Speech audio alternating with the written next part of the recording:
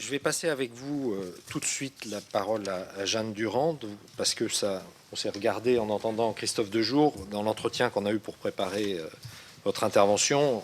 On a retrouvé un certain nombre de choses, donc ça me paraissait bien qu'on commence par vous, de passer un peu de ce qui était expliqué par Christophe Dejour et de voir comment vous, sur le terrain, vous pouviez le traduire. Donc je rappelle, vous êtes DRH de la Compagnie du Vent, donc vous occupez donc de management. La Compagnie du Vent, vous allez nous en parler, mais c'est une PME filiale d'Engie de 150 salariés. Je disais tout à l'heure que vous étiez situé à Montpellier. Donc c'est une caractéristique, c'est que vous avez, vous, des projets à très long terme, d'une part. Et deuxième caractéristique, c'est que vous êtes quand même, là, on parlait de sortir du cadre, mais vous avez un cadre réglementaire extrêmement précis, extrêmement rigoureux.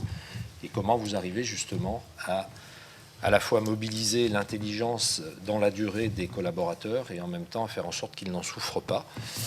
Et ben voilà. Et vous avez moins de 10 minutes. Ok, merci. Bonjour. Bon, moi, je travaille dans les ressources humaines depuis une dizaine d'années et j'ai plongé dans la problématique des risques psychosociaux dès ma première expérience.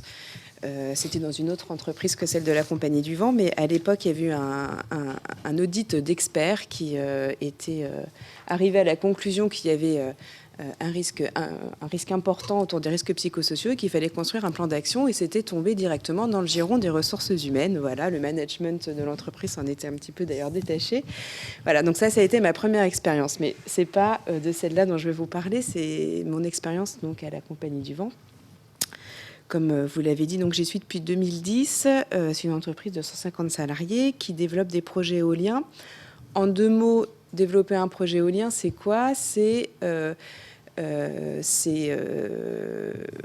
un parcours avec plusieurs étapes assez structurées qui permettent d'obtenir les autorisations en vue de construire un parc. Alors ça passe par l'identification d'un site avec un potentiel éolien, la sécurisation du foncier, les demandes d'autorisation administrative. Généralement, ces demandes d'autorisation se font attaquer en justice.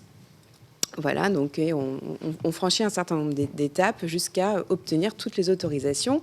En France, en moyenne, pour vous donner une idée, il faut 5 à 8 ans pour réussir à développer un parc éolien. Donc, c'est long. On a la Compagnie du Vent des chefs de projet qui s'occupent de ça et qui orchestrent une équipe d'experts dans un certain nombre de domaines, experts fonciers, experts juridiques, experts en environnement, en génie civil, en électricité. Enfin bon, voilà, il y a des équipes assez nombreuses qui s'occupent de ça avec un chef de projet qui orchestre le tout. On fait ça depuis 20 ans, donc on connaît. On a des procédures écrites dans le cadre notamment vous en avez parlé, des audits ISO 9001. On a des fiches de poste qui sont rédigées, qui sont très détaillées. Voilà. Et pour autant, ça c'est la théorie. Dans la réalité, il se passe le métier de chef de projet, c'est justement de faire tout ce qui n'est pas écrit dans la fiche de poste et tout ce qui n'est pas dans la procédure. C'est justement ça qu'on lui demande. Voilà, parce que un projet éolien, donc c'est long et c'est semé d'imprévus et d'aléas.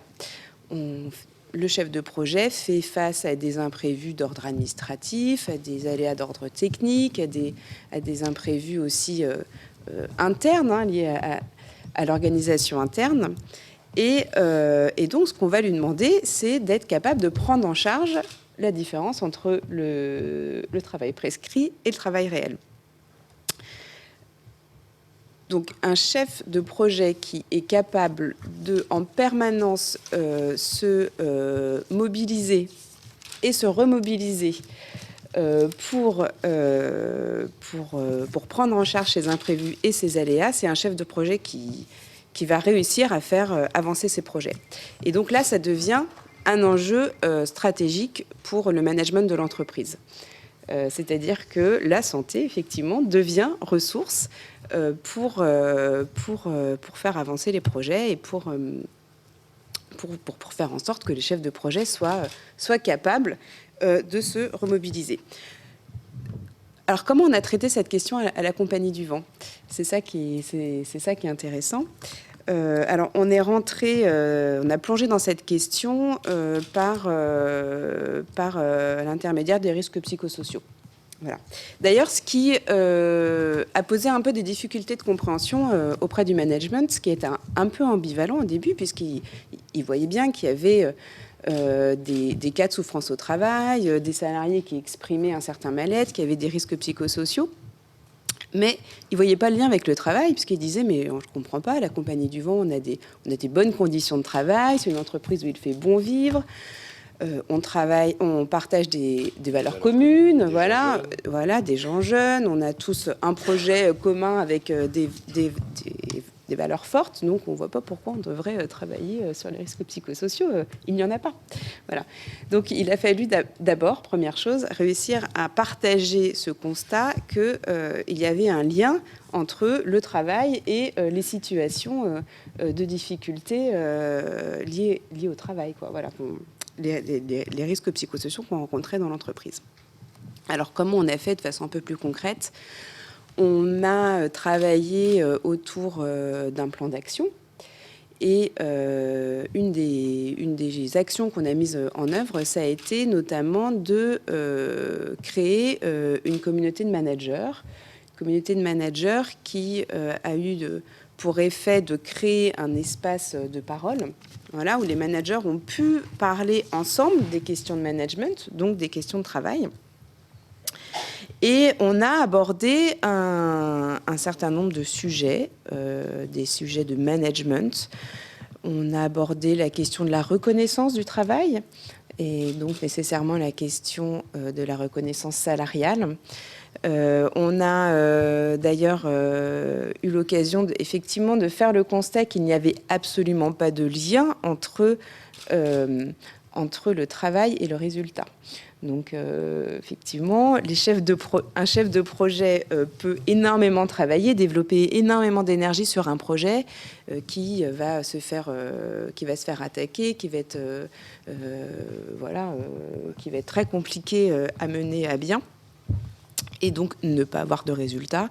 Et on peut très bien avoir l'opposé, c'est-à-dire des chefs de projet qui réussissent à avoir des projets qui avancent, donc des mégawatts qui sortent, et pour autant sans développer une énergie particulière, puisqu'ils sont sur des territoires favorables à l'éolien avec peu d'opposition.